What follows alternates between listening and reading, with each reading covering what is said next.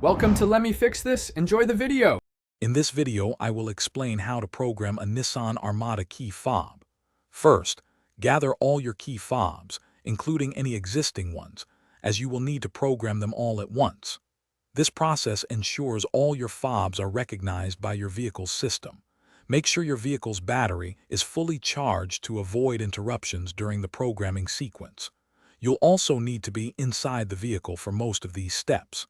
This method is for standard keyless entry, not intelligent key systems.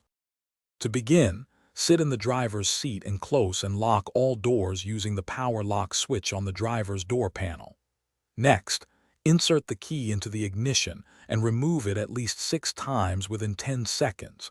You may need to do this up to 10 or 12 times. Make sure to withdraw the key completely each time.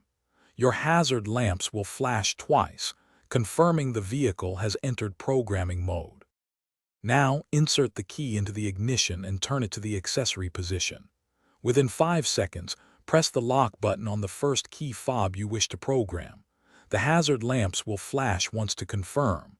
If you have additional fobs, including existing ones, unlock and then lock all doors using the driver's side switch.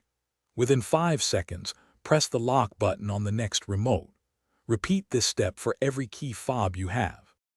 Once all key fobs are programmed, turn the key to the OFF position and remove it from the ignition. Open and close the driver's door to exit the programming mode. Now, test each key fob to ensure it locks and unlocks the doors correctly. If any fob doesn't work, you may need to repeat the entire process. Don't forget to check the description below for a link to the Echo Dot and other great deals. Thanks for watching. If you found this helpful, don't forget to like and subscribe.